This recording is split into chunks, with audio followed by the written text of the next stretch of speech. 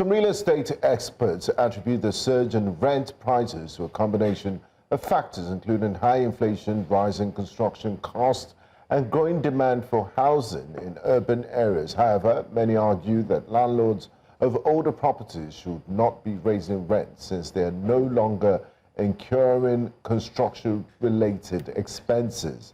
In response to the crisis, the Lagos State government has begun the process of reviewing its tenancy law, focusing on protecting tenants' rights.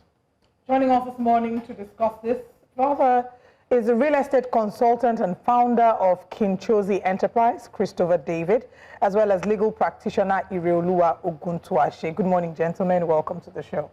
Good morning, and thank you for having me. It's great to have you. Good morning. Let me just also mention that we do have another guest who will be joining us, a property lawyer, Samuel Tiamiyu. He'll also be joining us, and when he does, we'll also add him to this conversation. But the focus definitely is on the nagging. I think I want to call it a nagging. It's much more like a bone to the throat situation that we have in Lagos State now, which happens to be the rent issue. You are, an agent. Of course, you have followed these cases using the law. Let me start off first with the agent. I think I was mandated to, when I mentioned that an agent is coming on the program, I got a list of questions. Say, please ask that agent, ask him, ask him, do you people have certificate? Are you certified or anybody? Because everybody is an agent now. They tell you, too bad, come. It's more like you're going to the market somewhere on Broad Street and they're dragging you trouser, shirt, you want to buy. It's like it's a mass market now for everybody. So who are agents when it comes to housing agents? Who are they, and are they certified? Okay, thank you for that question. Basically, agents are people that are recognized by law to carry out the business of real estate. That's rendering services that include but not limited to buying, selling of houses, managing the properties and what have you. Bodies like Nigerian Institution of Estate Surveillance and Valuers, of which I'm a member, but that are bodies that have been operating based on a decree number 25 of 1974 to ensure that there's regulation in the practice of estate surveillance and valuation, because this practice actually cuts across every aspect from agency to sales, building and what have you. So basically, we always implore clients or tenants and what have you to go through registered agents or registered estate surveyors and valuers to guide them through the process of property acquisitions, property rentals, so that they will not fall into scams, fall into fraudulent people and have their fingers burnt. Because most of the challenges we have in this industry is that people, just like what you mentioned earlier on, people want to take the fast route, which eventually leads to them falling into a pit. When you work with someone who knows how to guide you through this process, you tend to have a smooth path all the way, because he will guide, he knows the ropes, he knows where to take you to. Because for instance, if you're looking for a house, he tends to go and do background check on the property, verify the true owner of the property, and ensure that you're taken through the whole process in a way that will ensure that you take it to a logical conclusion. And in such ways, you have peace of mind, because that is the end goal of this whole thing. You don't want a situation where you pay for a house, and when it's time to get into the house, different people are laying claims to the house. But that's not something that is foreign to us. We've seen many situations. In fact, just 2 weeks ago, a friend of mine almost fell into the grip of these fraudulent agents, where you're negotiating with someone only to find out that this person has no connection to the property in any way, shape, or form. But I'll come back to speak some more on how we can safeguard that. Ireoluwa Oguntuase, let's talk about the law as is, the tenancy law of Lagos, and how well would you say it protects the rights of tenants? Because in this case, yes, we'll come to speak about the landlords, but it is the tenants that are crying out, saying that the rent is too much and they're not able to cope. So the law as is, how well does it protect the rights of the tenant? All right, thank you very much. A point of query, my name is Samuel Tiamiyu. Oh, okay. Oh, okay. Right. So, thank you. Now, when it comes to the tenancy law of Lagos, we have to look at the background of that law. That law actually came to protect the tenants. And if you look through the clauses, in fact, from the background of that particular law, tenancy law, it protects tenants. In fact, sometimes I look at it, I'm like, this law was actually made for tenants, not for landlords. Yes, in recovery of premises, you discover that a landlord sometimes has to stay for like 1 year, 6 months to recover a premise. Because the tenants will have to stay there until Yes. And the mean profit, which is how much you spent over and above what you paid for before you start paying, you can't recover it, because even if you're able to go to court and get this particular judgment, execution becomes an issue. So the tenancy law of Lagos State is actually protecting tenants. However, yes, because things are beginning to change, and we are beginning to see that, yes, people are exploiting the law. Like in the case of don't charge 2 years rent, people are beginning to charge, right, and all of that. But and in the issue of hiking prices of rent, yes, these issues are things that the law now needs to come in and say, okay, let's see how we can amend it. But these issues are also not about the law, actually. When you look at it, it's multidimensional. The government, as a stakeholder, needs to do something about it. Houses are not affordable. The fact is, even houses built by government are not affordable. All right. Let's hold the thought there. We'll come back to dig deeper into that, because you said that the law leans in favor of the tenant. Unfortunately, tenants don't feel like the law protects them. We have a clip of tenants who went to protest. We're going to break, and when we come back from this break, we'll be sharing with you the clip of these tenants who have gone to protest, and then we'll come back here to have deeper conversations about tenancy in Lagos State. Stay with us. Welcome back to Breakfast Central. We're still looking at the plight of tenants in Lagos State and the rising cost of rent. And this morning we're joined by Christopher David and Samuel Tiamiyu, legal practitioner, Samuel Tiamiyu, and real estate property agent, Christopher David. Thank you so much, gentlemen, for joining us. Before we get into the questioning, before we went on the break, I did mention that there were some tenants who had gone to protest the increase in the cost of rent. So let's take a look at the video, and we'll come back to have more conversations. All right, just to mention that, I mean, before we have that video, our producers will get the video ready shortly. To mention that I was on my way home when I saw these people protesting somewhere in, I think it was in Ikeja. But yeah, we have the video ready now. Let's take a look at it and we'll be right back. To Lagos State House of Assembly, for the House of Assembly and even to the governor's office, that they should just help us arrange this thing very well, because the rate that all these agents are increasing all this house rent, house agreement and commission is getting out of hand. When house is 800,000, agreement and commission must be 40-40, which is 80,000.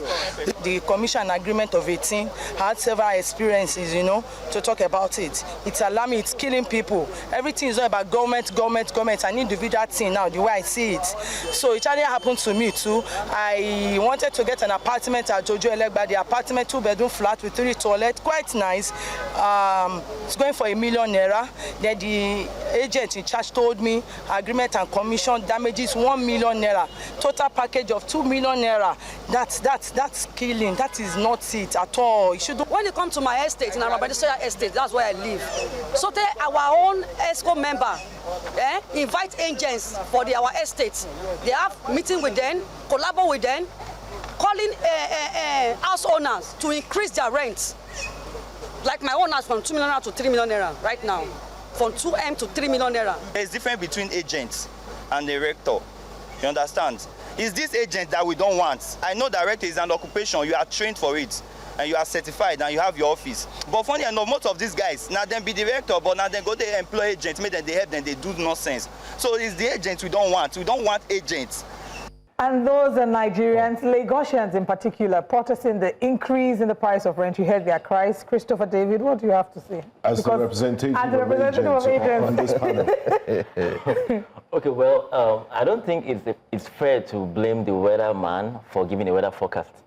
We are just mirroring the storm. Now, I'm not saying that they are not exceptional cases where I just heard someone said they collabo with the landlords or what have you. Escorts, sorry, that's the word. Yeah, so basically, any realtor, what is onions and who knows how the economy works, knows that this is a function, or this is an interplay of economics playing out demand and supply. And basically, just like the tenancy law states, you cannot increase something within that is not in tandem with what they're going with in the place. So when the tenancy law have provisions whereby you don't just arbitrarily increase rent unreasonably. In fact, there should be a good timing. For instance, I mean, there are properties that I handle whereby we don't just act as intermediaries, we act as consultants, we advise. Because, okay, landlords could call and say, see what other people are charging and all that. But we give different angles to it. You're like, okay, is this commensurate with what the person is earning? Because, yes, there's inflation. I think last time I checked it was around 37%. Inflation is going up, but our incomes commensurate with that. So these are the things that we need to look at, because it's easy to join the bandwagon. I mean, someone will just wake up and be like, that Mr. Lagbaja increases his rent, let me do same. Now, have you looked at factors like, okay, how is the tenant coping? Can he really pay it? Is it sustainable? Because I usually say that almost everybody can pay the first rent. I can run to my uncle and cry, he give me the first rent. How about subsequent rents? Subsequent rents will now start telling you how Mongo Park crossed Niger. I mean, coming up with stories and all that. So these are things we need to look at. But again, to answer your question, I don't think it's fair to say, okay, the agents, just single out agents, so that they are the cause of this. There are so many factors that come into play.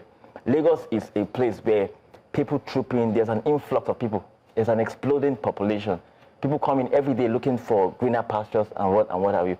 And the housing supply is not keeping up with the exploding population. So when demand outstrips supply, economics play out.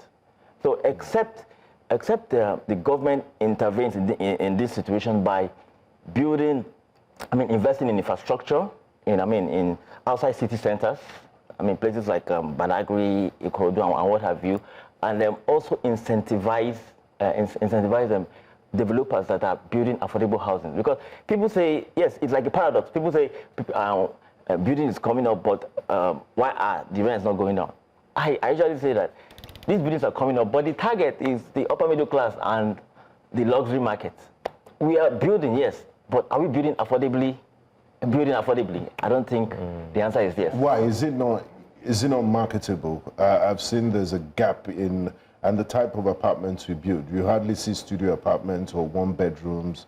It's always luxury, 3-bedroom, lofts, maisonettes, and all of that. Why are developers not looking into that area, mass market? Okay. They don't like fighting and begging people for rent? Yes. Or it's too small. In fact, it takes a longer year to recoup. Yeah, right. like I just said, they are building. For instance, there's a development going on. I'm even marketing it, or we are marketing it. It consists of studio apartments, mini flats, and what have you, even on the mainland and on the mainland. So really, but the question is it affordable enough for the guy that earns 200,000 in a month? Can you give us a price range of what you're Going looking rates at now. for like the mini flat? Okay, like the mini flat is going for 60 million. Okay. Yes. Outright sale. Yes, outright sale. And then if you want to rent, how much would that? How can you break it down to rent? Okay, if you want to rent, if you want to rent, normally in real estate investment, you peg from the investor standpoint, you want to peg your return on investment based on 5 to 10%. So if you're buying a property for 60 million, you are looking at collecting 3 to 6 million. So if you want to work with that average 4.5 million, so I'm going to comfortably put the rent at 3 to 4.5 million, because when I was consulted, that's a mini flat. And that's supposed to be low. Yes, but because it's I think the way we are going, we might end up sleeping in tent in this. The way it's going, we have to be careful. Wow. Yes, that's why. The question is this sustainable? So there should be an alignment in urban planning, private sector incentives, and government partnership. Because, like my colleague said, even the government houses are not affordable. They're not affordable. I mean, they're not, to be honest. If we're going to say it as it is, we're going to say it point blank, they are not affordable. I think the last time we had proper low-cost housing was Jakonde. That was low-cost. That is bottom. That is pretty much it. And some persons will argue with you and tell you because the cost of cement and this thing was cheaper then. Therefore, No, you I cannot. don't But then think again, so. let's see what another colleague of yours, I mean, learned colleague, we have two of them here already who's joining us. We also have another guest who's joining us via Zoom conference. Mr. Christopher David is here with us. We also have Ireoluwa Oguntuase. I hope I got that correctly. Oguntuase. Yes. All right. I remember the last time you were here. Yes, you had talked about how agents and the law. I mean, I asked you that question. I'm going to ask it again since I have an agent here. Let's break this thing down to the barest minimum. Can the 10%, when you rent a house, they tell you to pay 10% agency fee, 10%, you know, what's that? 10% agency fee, 10% Agreement fee. Caution. Is there a way this 10% can come down? Okay, that's a very good question. Thank you for having me. Well, like I said earlier, when I appeared on your TV station, I said, number one, it's all a matter of conscience, and number two is a matter of regulation. So I'm going to pick the regulation first. And thank God that my learned friend, a lawyer, is also in the studio. Our profession, the legal profession, is well regulated, even with respect to our scale of charges. Now, we have a legal remuneration order that was made, enacted, legal remuneration law rather, enacted on the 16th of May, 2023. And this particular law was enacted pursuant to Section 15 of the Legal Practitioners Act. I'm just trying to give a basis or foundation. Now, if we look at, and there are several scales, you know, in this legal remuneration law. If as a lawyer, you want to, you get a brief for a client with respect to litigation. If you draft agreement for a client, you know, there is a minimum, there is a maximum basis. So on that basis, if, for example, I have a client now, and I want to charge the client above the legal remuneration law, the client can draw my attention to it if the client is well informed. So that is a space that is well regulated. We need to understand something. A lot of people go into the agency business without not necessarily having the professional wherewithal. They just think that, okay, people can do agents. If I know one or two people, I help them to find houses. But, you know, this is where the challenge comes from. I think, in my opinion, that it is a sector that should be professionalized, and it is a sector that is well regulated. Anything that is not regulated is subject to abuse, and that is why we're having these issues. Now, if I'm an agent, for example, and I see that my sector is not regulated, I see that I can charge as I like. Of course, I'm going to exploit people, and I'm going to leverage on that. So it is basically an issue of regulation that we're facing. As far as conscience is concerned, of course, conscience is subjective. People would also think that I want to feed, this is what I used to feed, let me try as much as possible to leverage on it and to accumulate substantial revenue from it as much as possible. So I think these are the two issues that we're having. If that agent, you know, agency as a profession, I don't know whether they have a trade union, I think they should. But I also think that there should be a law regulating them, the way we have a law regulating the way lawyers charge, even to the SANs, even to the SAN. Thank God that my learned friend is in the studio. My learned friend will tell you that there is a law that regulates us and that regulates the way we charge. Now, we can charge within that particular range. Without that, I can tell you that it is most unlikely that we find a solution to this problem. That's on one hand. On the other hand, we have the tenancy law of Lagos State. Now, if possibly the agents, there is no law regulating them generally as far as their profession is concerned, because I know that there are some estate managers that studied estate management in school. And I would think that this is the profession that directly deal with someone being an agent, at least part of it. So I would also think that they should have a law in that regard. I don't know what regulate people coming into that particular profession such that they will come under that particular law.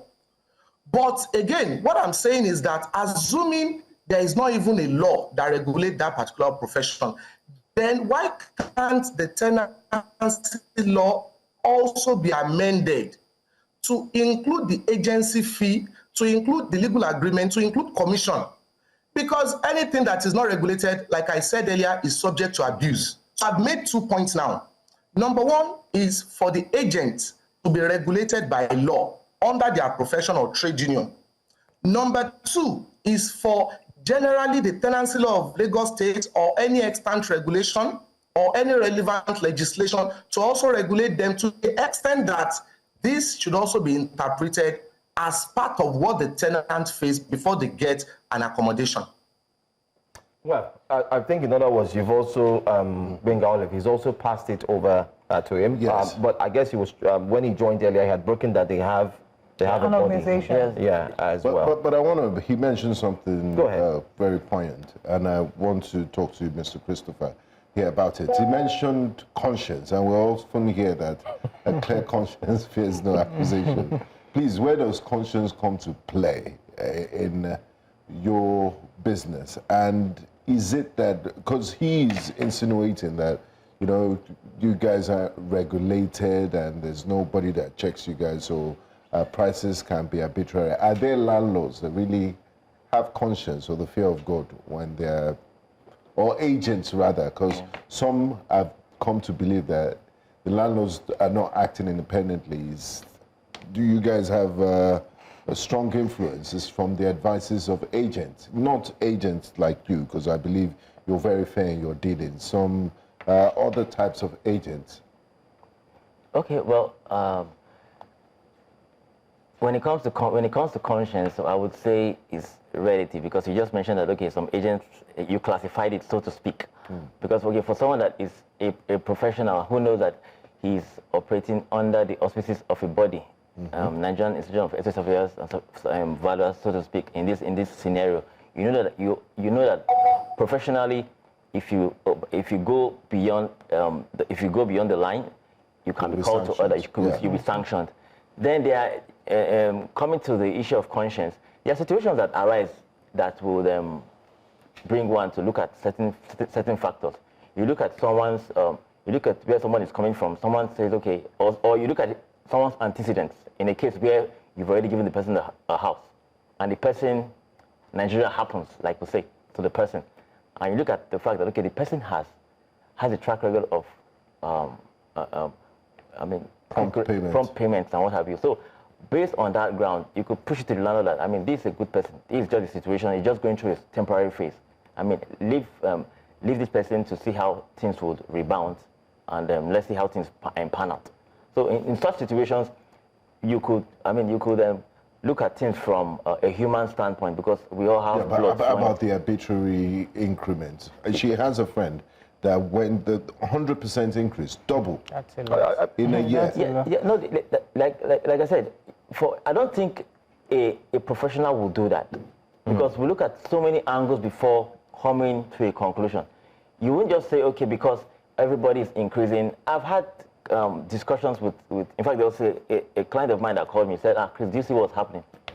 I mean, in my estate, 7 million, they've increased it to 15 million. Can you imagine? Wow. I was not, and that's an agent of darkness. Yes, I asked him, no, it's actually a landlord. I handle some of his properties. I asked him, I said, okay, how many people would pay that? And even if they pay, how sustainable would that be? Right. Because at the end of the day, we just create chaos. It's chaos. It's chaos, because in the long run, this thing, it will bounce back, because when you put someone to the wall, the only option he has is to turn back. So that is why we tell people to, just like in building, people don't want to consult professionals. They go to a Babake area, and at the end of the day, we see building collapse. When it comes to looking for houses, consult a professional. It will not cost you an arm or a leg. He knows the right house to take you to and what have you. And when it comes to things like this, he won't just say, okay, other people have increased their rental. That's why I'm giving you this letter. No, he knows that. Okay, he knows the situation of the economy. He knows that housing is not even just. In fact, I think a few weeks ago or months ago, there was Piggyverse did a survey on top 10 things in Nigeria. But housing, interestingly, housing even came a distant fifth. Food was first. Transportation. Yeah, food, housing came a distant fifth. So people are not just spending money on housing alone. They also have other commitments that will help them live life. cars, gadgets. Exactly. Yeah. So when they look at all these things, when the professional looks at all these things, he just knows that, okay, when rent has been increased, other people are increasing rent, he knows that there's an advantage that a sitting tenant has. A sitting tenant. For instance, someone is already in your house and people are increasing rent. And, okay, people are increasing rent to, let's say, 6 million. And he started with 3 million. If you're not a professional and you don't have conscience, you just give him a letter and say, okay, 6 million. It doesn't add up. Yeah. It doesn't just add up. You can say, okay, for the purpose of money to maintain the place and what have you, you can probably increase it by, you add 10% to it and what have you. And even, if you even consider the fact that this person pays rent as I went you, you can just look the other way. Right. Okay. I mean, thank you for highlighting that. I want to bring in Samuel into the conversation and talk about in situations like the one he's mentioned earlier, where there's been an arbitrary rent increase. Okay. Is there a remedy for the tenant? Yes, very well. Section 37 of the Tenancy Law of Lagos State gives the tenants the right to sue the landlord. And of course, when the case is in court, the court will consider 3 things. Number 1, the court will consider whether that rent is chargeable within that area. But the challenge I have with that is most times when landlords want to increase, they increase together at the same time. Because you know that Baba Chukwudi has increased his own. Oh, his house, my own is even better than his own. So let me also increase. Which is happening now. Which is happening now in Lagos State. So everybody is saying, oh, rent is increasing, so let me increase mine. Without any basis, most times, right? Now, the second thing is witnesses. Okay, let's look at, okay, how much do you charge around this area? Come and witness for both parties. And lastly... So you can't be living in Ikeja and call a witness from Ibafo? No, you can't. Of course, it's not. Come on. No, just to understand. Of course, it's not. And then the last thing, which is the third thing, is the fact that what have you done in the house in the last 1 year? In terms of... To improve that building. Okay. Right? So as a landlord... the landlord. He's a landlord now, so you want to increase rent. Right, you're asking me to pay 12 million. I was paying 6 million, like the case you mentioned. What have you done to increase the value of the house, right? Have you put in certain other facilities? You understand? That will make me feel like, oh, I'm getting more value for this increment. We know that naturally inflation is jacking it up, right? And because the landlord will also take the same money, naira, to the market to buy things. And if we cannot use it to buy substantial things, you will look at, no, I have to fall back to the tenants. Sure. Okay. I want Ireoluwa Oguntuase to as well speak on this, the remedies for the tenant. He's referenced Section 37 of the Tenancy Laws of Lagos State. And in speaking about this as well, he's also talked about how you can sue the landlord. Is that a practice that we see often? And how does it usually turn out from the experience? Practical? The experience that you have? Thanks so much. I think you've made it in plain terms by asking the question, is it a practice that we see often? You know, I've appeared in court several times and I've not seen a situation whereby tenants are coming to say that possibly, or tenants would engage a lawyer to say that possibly they want to file an action against the landlord for unreasonable increase in rent. What the tenants usually do in most circumstances is to leave it to God and find an alternative accommodation. You know, that's based. In fact, if as a lawyer, you're trying to advise them that there's a provision in the tenancy law that permits you possibly to go to court, they will say there is no need.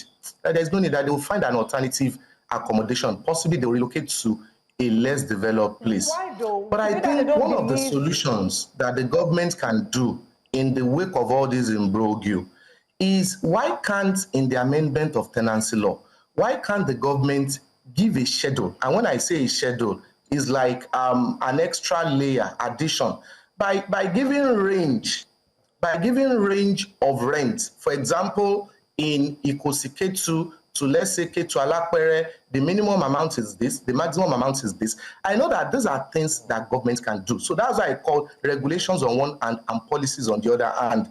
Because even if we look at that provision of Section 37 that my learned friend has cited, he never stated that provision, that at no point does the provision goes forward to say that this is the particular rent that is applicable in a particular area. So it gives a wide discretion for the magistrate. It gives a wide discretion for the tenant. It gives a wide discretion for the landlord to say that, okay, this is what I want to increase my rent to. And that may also cause problem or challenges even in courts. So what I'm saying, or what I'm proposing in essence, is that if we can have a schedule to the tenancy law in Lagos State that can say that for every locality, for example, you can't compare the rent in K2 to Victoria Island. So if you decide to go and live in Victoria Island, there are some basic conventional knowledge of how the rent will be. It should be contained in the tenancy law. From this is the minimum, this is the maximum. Taking a look at inflation and everything. I think if this is done, it will be very easy to apply Section 37 of the tenancy law. I mean, I'm going to thank you very much for highlighting that, but also just to add that I was speaking with a friend outside Nigeria. Her landlord had just arbitrarily increased her rent, and she was able to challenge it because she said you are only allowed to, there was a policy that said that you could only increase to a certain percentage, highly dependent on inflation. So when they did the math, the landlord reduced the rent. This is outside Nigeria. But you mentioned here that when you counsel clients that this is your right in Section 37, they don't often take that option. They will instead leave it to God and look for another option. Why is that? Is it that they have no faith in the legal system to be able to protect them? Or what would you think are the reasons that make them not want to pursue their rights? Thank you. Now, I'm going to make reference to Section 4 of the Tenancy Law and Section 44 of the Tenancy Law. With respect to Section 4 of the Tenancy Law, it tends to regulate situation whereby, the rent you can pay, for a sitting tenant, and also if someone is coming in.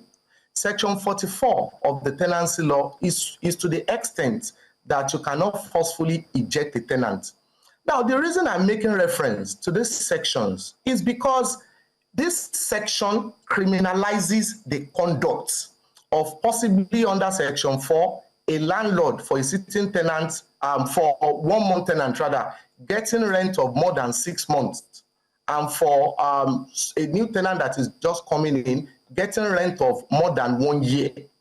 Now, there are instances, in fact, with respect to Section 44, there was an instance whereby my client was forcefully ejected.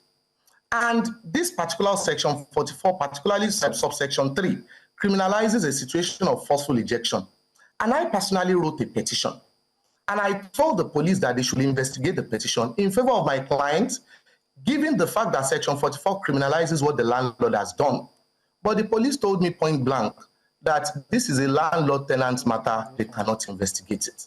Wow. So now, the issue I'm trying to bring out in this situation is that there are some enforcement agency, middlemen, that are supposed to enforce the provision of the tenancy law for and on behalf of the tenant. If the tenancy law criminalizes an action, I cannot institute a criminal action myself.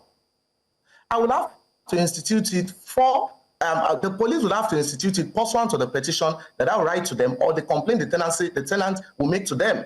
But imagine a situation whereby the police that are supposed to be gatekeepers of all these laws are refusing to enforce it, based on the fact that it is a mere landlord tenant. I brought the tenancy law to them. I showed them that this thing is criminalized, but they said it's a mere landlord tenancy. So what would I do?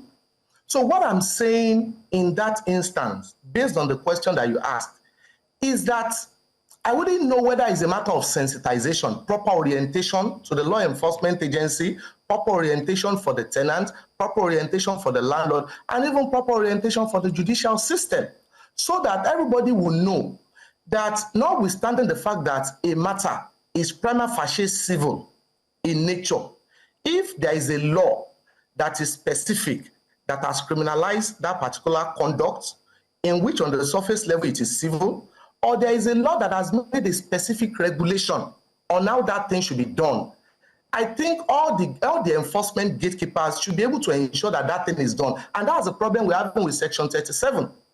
In fact, it may not surprise me if this matter gets to court and possibly the magistrate is trying to say that, that the landlord also has the right to increase the rent. The magistrate himself, I'm not particularizing and I'm not mentioning anybody's name. I'm just giving hypothetical scenarios. The magistrate himself or herself may also be a landlord.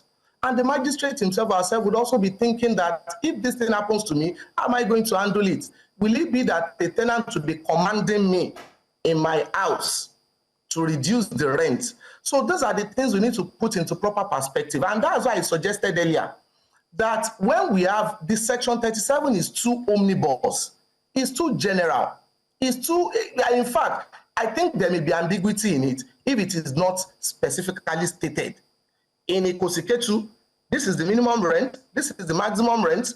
In VI, this is the minimum rent, this is the maximum rent. In Ikoyi, if we don't do that, I don't think there will be a solution. If we do that price control that you're suggesting, the concern is what happens when the price of cement increases, when there's a general increment in the cost of the building materials, and the landlords cannot incur a loss. They have to make profit as well. So that might be an argument that they'll put forward. And how do we intend to navigate that?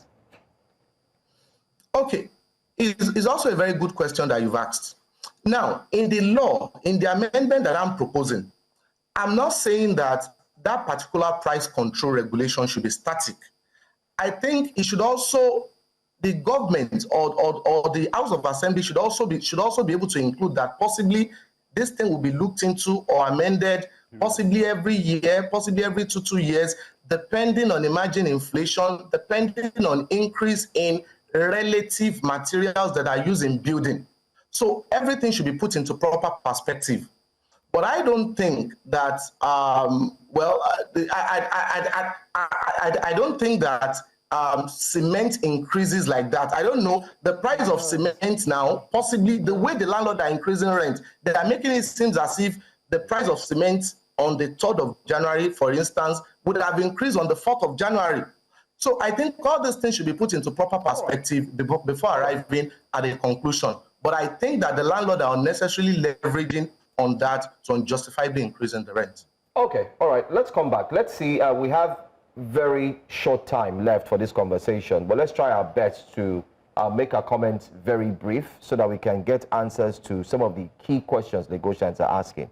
I'm going to run through some of the questions quickly. Let me start with the agents. Number one, is there a way, one of the questions asked is the agents.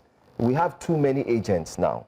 How do we differentiate between the agent who is legal and the one who is illegal?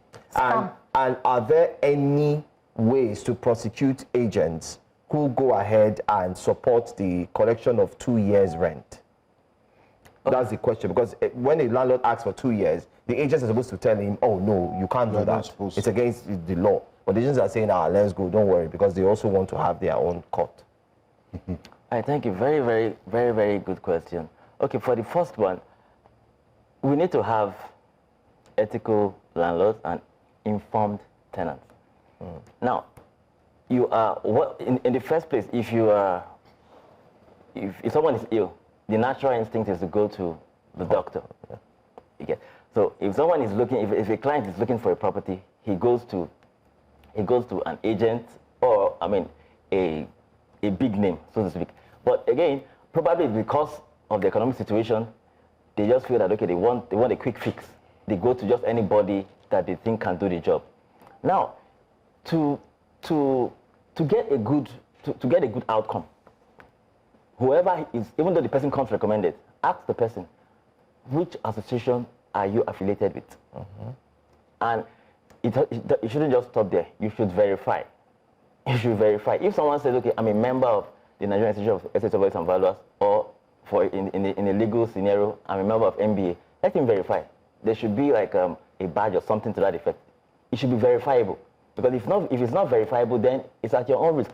Like they usually say, cars parked at your own risk. So it has to be verifiable, so that you know that from the get-go, you know the person you're working with. Yes. Okay, now, any sense of how do we deal with agents who support the 2-year, rent collection? That is why I talked about informed tenants. Okay. In the sense that under the tenancy law, it is only Ikoyi, VI, and Apapa that are entitled to collect, more than 2 years, because those areas are deemed highbrow areas. The people there are 1% of the 1%. Of course, they have deep pockets. These are the money and water people. You get, so basically, when someone is informed about that, and someone in Lekki or Ikeja is charging 2 years, he draws your attention to that. Now, this place doesn't fall under the jurisdiction or purview of those that should collect 2 years' rent. When you're quoting from the law, you're quoting from a vantage point. You're quoting from an informed perspective. So basically, people have to be knowledgeable about it to know that, okay, they can navigate this terrain without hitch. So that's pretty much it. I want to come to you, Samuel. Samuel, we had Mr. Oguntuase answering Olive's question about the sense of hopelessness. As we're speaking now, the Lagos State government, we had the opportunity of speaking to the Honorable Commissioner of Information and Strategy, and he said they've sent proposals to the Lagos State Assembly to review the tenancy laws to protect tenants. So we're waiting for the outcome of that. But following Mr. Oguntuase's answer, and tenants that say, you know what, don't forget about taking the landlord to case, we leave it to God. I mean, this shows a sense of hopelessness. So is there any hope in these laws that are reviewing, or it's just an exercise in futility? Because even the law enforcement, the police don't even know that they have a duty to prosecute this case. They think, oh, it's a landlord and tenant type of issue. So are we just, it's a civil matter, are we just wasting our time here? Thank you very much. I wanted to say that when he made that comment, the fact is, it's not just about laws. Nigerians are so used to how can we go faster than the law. So I don't believe in the review, in as much as it may cover some grounds, right? I don't believe it will bring, I don't believe in it, because in as much as, okay, in the sense of a schedule, let's put rent, you can't charge more than this. There are luxury. You can't, there are certain things that I'll put in my house, it may cost more. You know, the cost of building, it may be the same 2-bedroom, but the cost of completion of that building may be different. And when tenants see, they know that this is value for money. Taste. Right? Aesthetics and all yeah, that. so, and another thing is the fact that, how do you enforce all of these things? The reviews and all that. The major issue, we are not addressing it. The major issue is about these stakeholders. Number one, the government. Provide affordable housing. See, the laws will always go faster than the law. That's what will always happen. Now, if you provide affordable housing, people are able to access this. Currently, the renewed hope houses at Ibejileki, that's towards Ekpe. Yes. The outskirts of Lagos. Outskirts. Currently, it's 40 million naira for 2-bedroom. So you pay 40 million and then you come from renewed hope So, to and then you want, the person who paid, even though there are mortgage plans, the person who paid 40 million naira over a period of time, you want him to charge peanuts, right? Now, you are not providing affordable housing.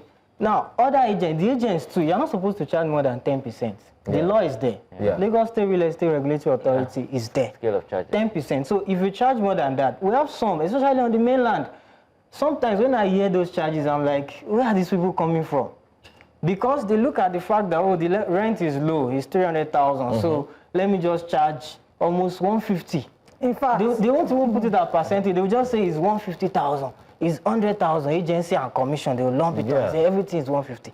You're like, where are all these charges coming from? Now, the tenants that are paying it, we have a class of people that are coming up. The Yahoo boys. Yes.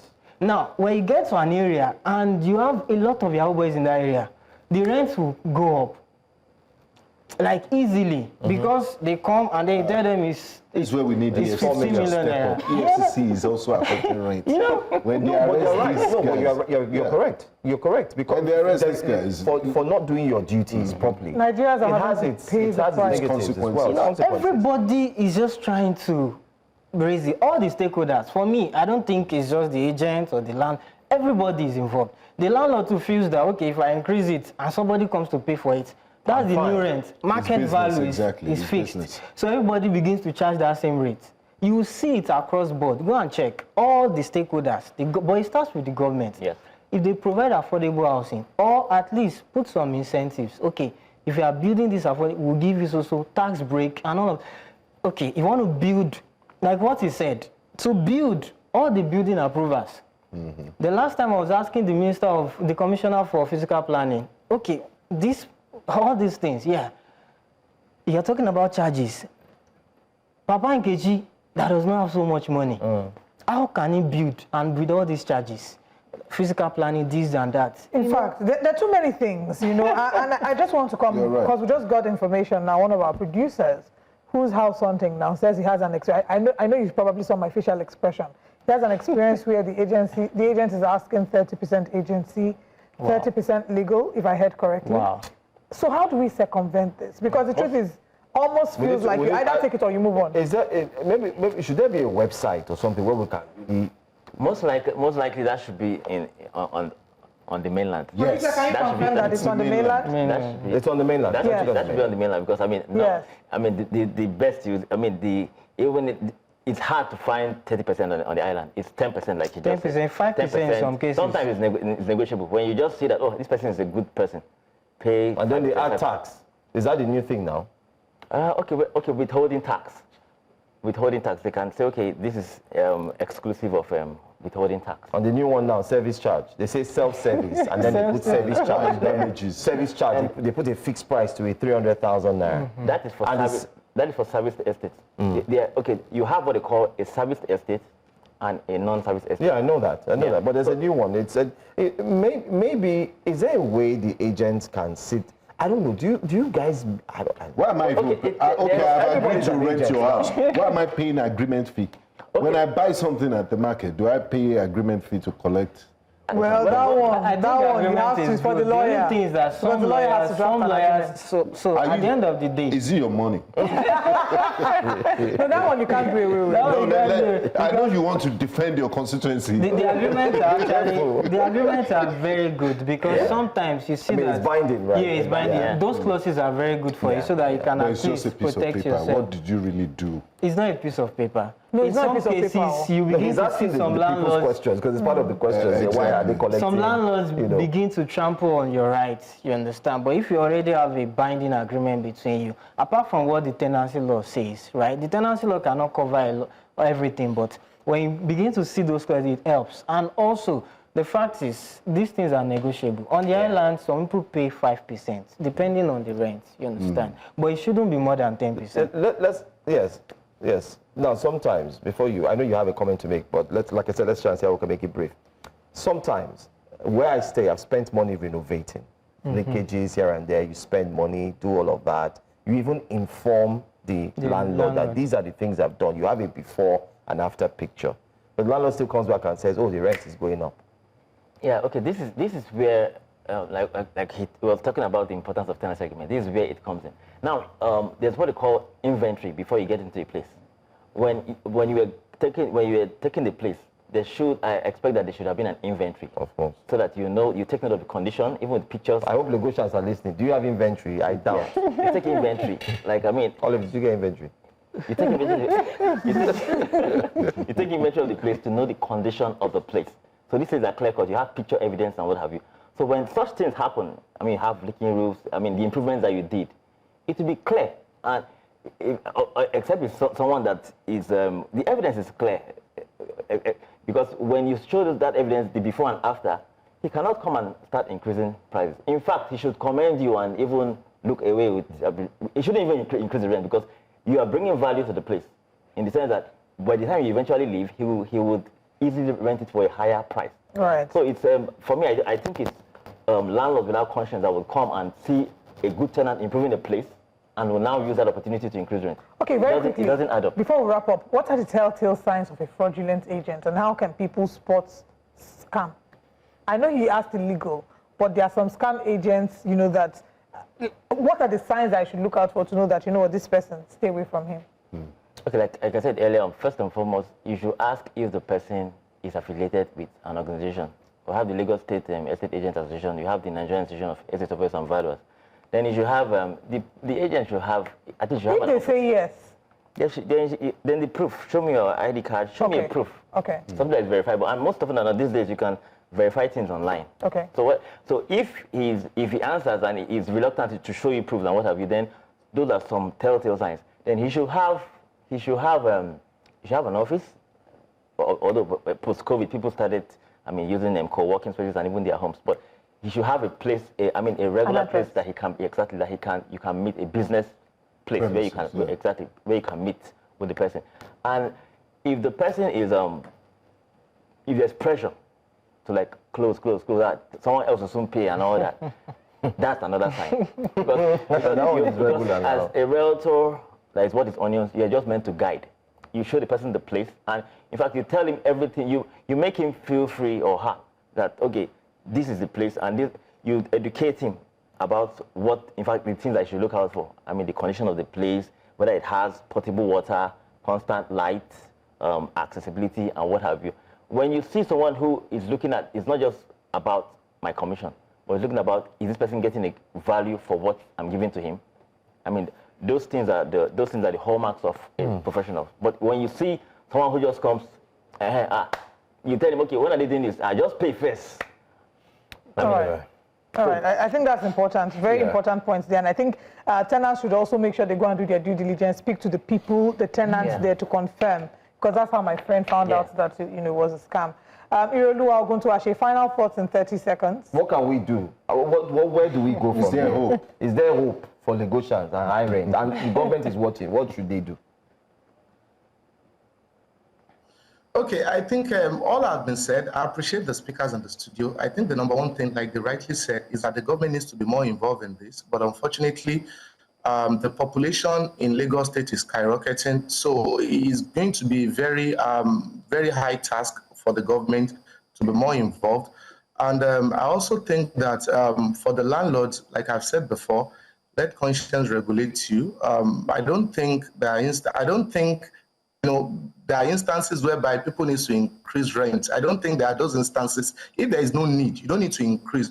Most importantly, I think for tenants, they should watch out for rent review clause in their tenancy agreement, or they should have an agreement. Rent review clause is a clause in a tenancy agreement that would indicate ab initio, the time the landlord can increase the rent and the percentage for such increase in rent. So that if you have that agreement from the beginning, it may be difficult for the landlord to now come and say that, okay, I want to arbitrarily increase this rent.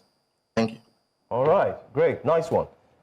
Any hope for us, or we are going to pay through our noses? Yeah, for me, I think the government should look at the economy holistically. So, if the prices of things are still going high, we are more likely to have high rents also. And also the issue of agents, the Lasera needs to step up, right? Let's have all these people registered. The laws are there. You are supposed to be registered. If you are not registered, it is illegal, right? The laws are there. Let's enforce them. Of course, we may not have enough people to do this enforcement, but let's start enforcement, and then we'll see changes in all these arbitrary agency fees. Right. Thank you very much for that.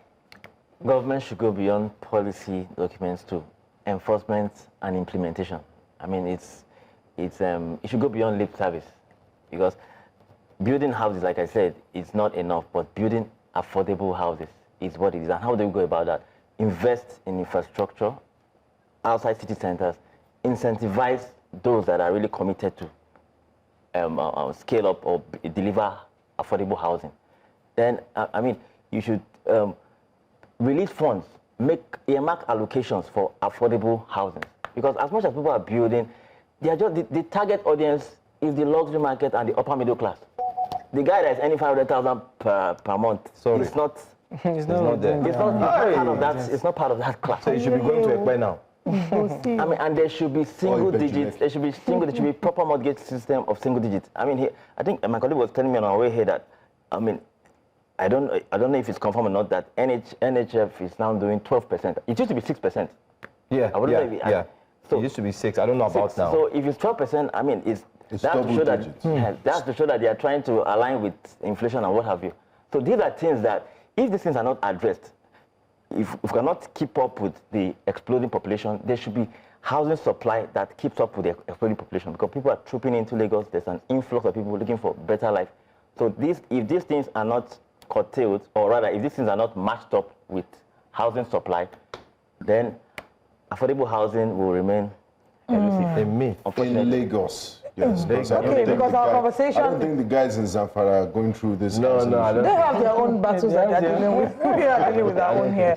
But thank you so much, gentlemen, for joining us. And thank you to Ireoluwa Oguntuase for joining us virtually as well. Thank you for As we wrap up the conversation, I want to just use this opportunity as well to say very, very big shout out to my wonderful landlord and my agent. I know that I'm not due for salary increase in this new year.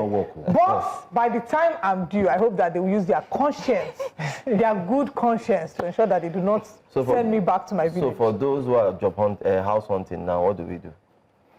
Well, I mean, people should budget realistically. What is yesterday somebody said his budget was 4 million. The other person laughed at him and said, "You have not started." Yeah, not started. Well, what can you do? He hasn't even earned that money. And he hasn't ended. Well, I mean, for me, I just think at the end of the day, like they say, cut your coat according to your cloth, not your size at this point. Yes. I mean, I think there are still places. So you mean he should go to Face me, I face you. Ibejuleki? People come to Lagos from away. So you are saying Or Engineer Dave Umahi said Lagos Calabar will be ready in 2026. Okay, so you can be living in Calabar and working in Lagos. You don't have to go all the way to Calabar. Ilaje in Ondo State. You can eat a little fish and come down to Lagos. That's stretching it. No, it's a solution. He's thinking outside the box. I know we're laughing, but it's not really we're trying to make light of the situation, but it's a painful reality of a number of people who don't even know where they would live, who don't know how they'll get their next house rent. You're inundated with messages of people saying, please help me, they've increased my house rent. You know, it's a lot. It's really a lot. I think I'd like to beckon on the MD. I think we should have a town hall with house agents, lawyers versus the state government. Stakeholders. And I think breakfast, we need to champion We need to have so that we can all sit down, let the Honorable Commissioner who was here, the governor himself, the Commissioner for housing and all that, let's sit down, let's talk about this, let's agree on that table. And I just want to say this finally. I mean, this is my thought. I'll allow my colleagues to also share theirs. My thought is, I think with all we've said here, my take home is, the key is in the hands of the Lagos State government. The key is in their hands. If they decide to say, listen, we're going to unlock these changes, they own the lands. They could decide to say, this land in VI, all this property, this land, build these houses. Engineer David Umahi, you could, I mean, if you see what he could do, or we have many of him in real build time, these properties. because there's a huge housing deficit. Going forward, if you're an agent, and if you are caught, you're not registered. Right. We need to get out of the studio, gentlemen. Thank you very much to our virtual guests. Thank you to you, our in-house or in-studio guests. And thank you to our audience who's watching online. We hope that we've been able to mirror the thoughts that you have in your hearts, the concerns that you have. And like my colleague has said, we will champion the conversation with a town hall in the real estate sector.